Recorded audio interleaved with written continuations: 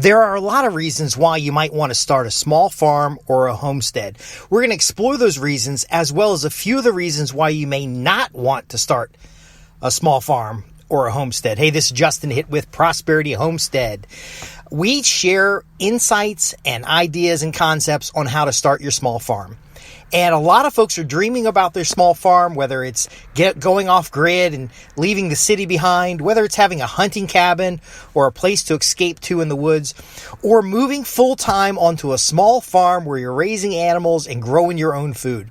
These are admirable dreams. They're desirable situations, but they're not for everybody. First off, the fantasy about the farm is way more exciting than the reality, and let me explain. So there's this thing called cottagecore, which is the little cottage, beautiful flowers, small little garden to play in, and that fits a certain audience. There's the fantasy of the small farm, which is an assortment of different animals, fresh eggs every morning, a small garden, and maybe it fits within 5 acres, and maybe you've got horses galloping around the back. There's the thought of the homestead. Either the rugged off-grid homestead, which is a log cabin in the woods where you're doing ruggedly manly activities. You're sitting at your desk at the bank in an office somewhere dreaming about the rugged manly activities you do while you're rubbing your beer belly. And then there's also the homestead, which is that family environment, good wholesome values. Everybody sits down and enjoys dinner. They enjoy breakfast together, and you have menial chores to keep everything maintained. But the truth is that a small farm requires a lot of responsibility, a broad range of skills, and ultimately is a long-term commitment. When you're out in the field for 10 hours getting something prepared for the next season, whether it's tillage and you've had to buy a bunch of equipment to do it, or it's a natural system where the first couple of years you might actually be broad forking an acre, these things will make you question your decision to live this lifestyle. And it really is a lifestyle because all the positive elements I've described can be implemented on a small farm or a homestead. 5 acres or more, even 1 acre. And every benefit of homesteading can be experienced right now where you live, even if that's an apartment in a city somewhere. So let's talk about that. There is a large capital investment necessary to buy land, to build a house, and to ultimately get started. So you have to understand that could be a barrier to entry for a lot of people, but it doesn't have to be. In fact, you can rent somebody else's farm, you can rent somebody else's land, or you can otherwise start at a smaller scale.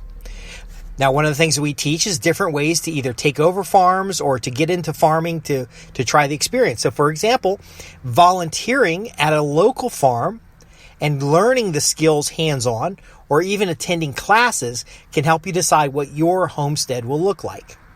And so this is important to understand because the typical commercial farm, and I'm not talking about a big factory farm, I'm not talking about partnering with Purdue and raising their 20,000 chickens. I'm talking about a regular farm, 5 acres to 30 acres, which is not enough, by the way, to run a commercial farm. You really do need almost 1,000 acres to have a large-scale, multi-generational commercial farm. That's not even industrial agriculture. You can do it with less doing industrial agriculture. But when you have a variety of incomes, including timber, livestock, different farm products, different on-site processing, you need access to nearly 1,000 acres. Now, we can argue about that in the comments, but what I'm saying here is it's going to be at least $1 million to get the farm up and going from scratch. So the first thing you want to do is make sure you're not getting up and running from scratch, but it's really important you understand the realistic cost of land.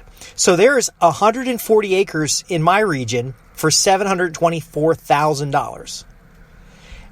My CPA has told me a number of times, other CPAs that we've interviewed for various reasons have said, if you don't have at least 50 acres, then you better be super clean with your books. Otherwise, you may not even qualify as a farm. And you may become a hobby farm in those aspects of not having the tax deductions that are afforded many farmers.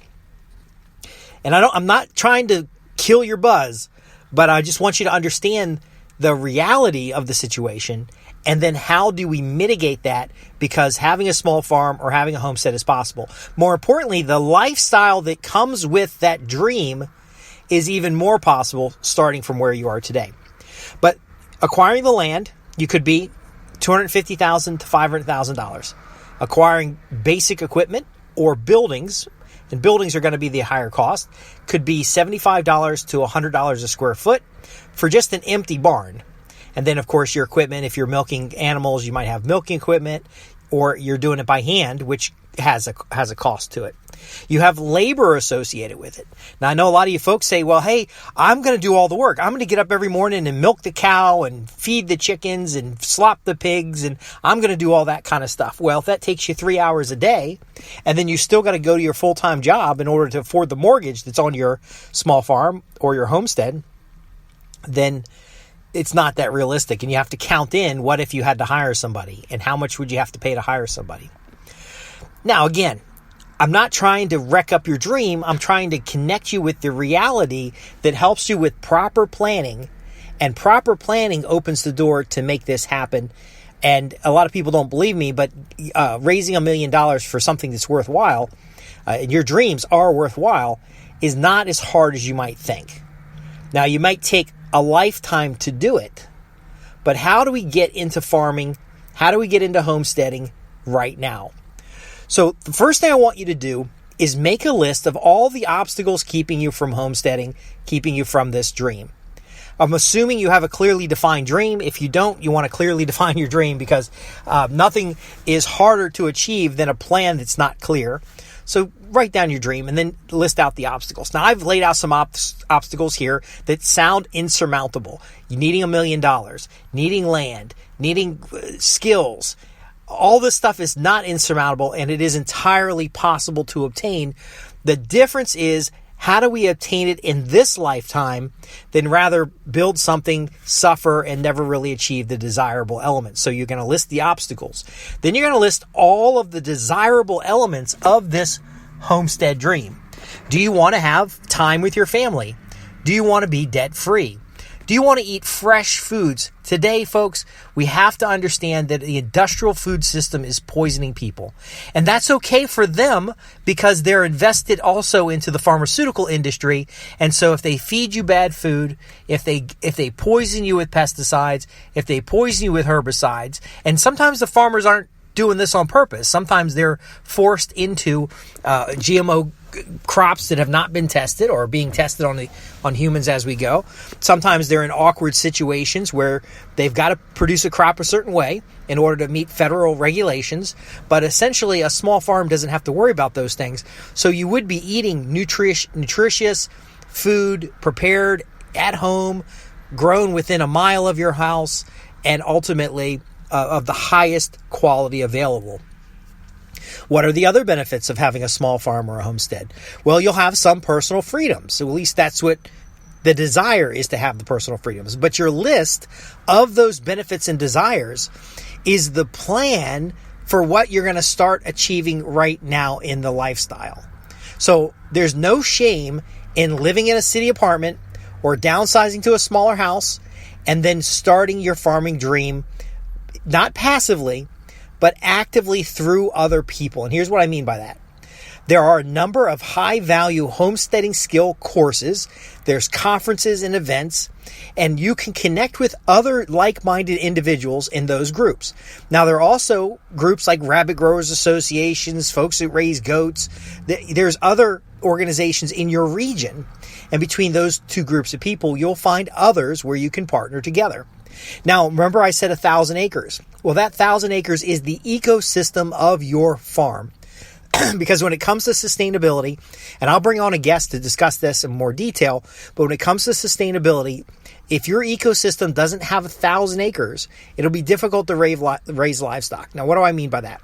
Well, someone's got to grow the hay, and if the hay is not close to your property, then you're going to pay a premium to have it shipped in. You're going to get a lower quality hay. You're going to get a hay with less nutritional value. For example, alfalfa that's been sitting in a warehouse for a year, or it's been trucked across the country and has gotten wet a few times, is not as good quality as alfalfa that was cut on your own property or on a property in your immediate neighborhood. So this helps you understand that you need to look for rural location for your farm to get enough acreage to get started. But if you don't have the acreage under your own management, for example, you could have 5 acres and then be surrounded by 1,000 acres that are owned by other like-minded farmers, then you can, have the scale that you need. You're also going to need customers.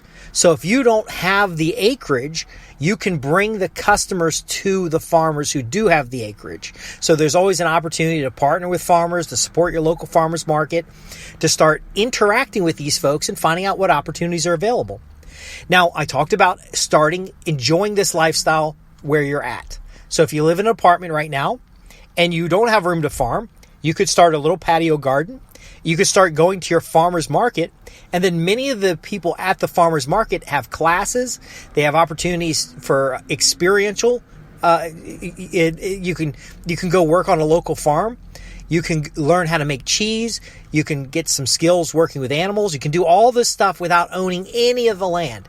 In fact, someone else has already made the investment, some of which are struggling, but you can ultimately get in there and help them and help yourself gain the skill set. But the goal is to gain the benefits of the small farm and the homestead vicariously or as a member of a community before you make the commitment to buy land. Now, you can buy land when it's available because sometimes you'll get a really good deal on land. The 140 acres here, that's a $725,000. Periodically, you can find 100 acres or 200 acres for less money. The key is you may not get the most desirable land, and if you don't have the skills and the understanding of what's going on, you may not be able to use even good land.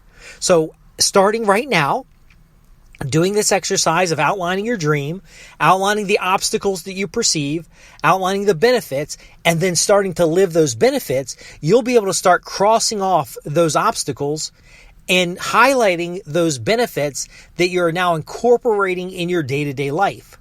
You may find the opportunity to work on a farm. I work on a nonprofit farm. I work on their market garden. It gives me the opportunity to expand my growing area far beyond what I could do at my home.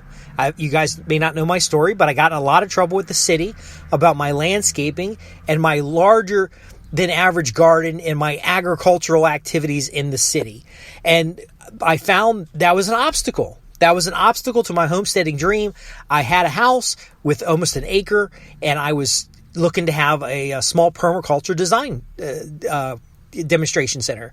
And a lot of folks poo-pooed on it. Now, a lot of folks were supportive, but ultimately when it came to be a hassle, I still got the same benefits by volunteering my hours on someone else's farm. If I'm not getting paid to do the work on my own farm or my own homestead, then it doesn't hurt anything to go work on someone else's homestead. Now, I hear a lot of people say, well, why would I want to work on somebody else's dream and contribute and build their things? Well, you're building skills. You're building understanding. You're cultivating the community that's necessary that when the opportunity comes for your dream, that you'll have support. You'll have access to animals. You'll have access to seed. You'll have access to knowledge and equipment. You'll have the access you need because you've invested first in that community, in that lifestyle that you want to be a part of. In fact, I see it as paying the price. See, the $1 million still gets paid whether you take it out of your pocket or not, but it's paying the price in your time to get towards that total investment that's necessary to fulfill your dream. Now, another thing happens too is that you realize some of the things that you're dreaming about you really don't want. So, for example, I wrote a whole big program on composting made easy. I took my experiences of urban composting at a homestead scale where I'm processing 8 cubic yards of compost on my property. And of course, I'm using it on the garden and I'm mulching with it. And it's wonderful stuff, highly nutritious. However,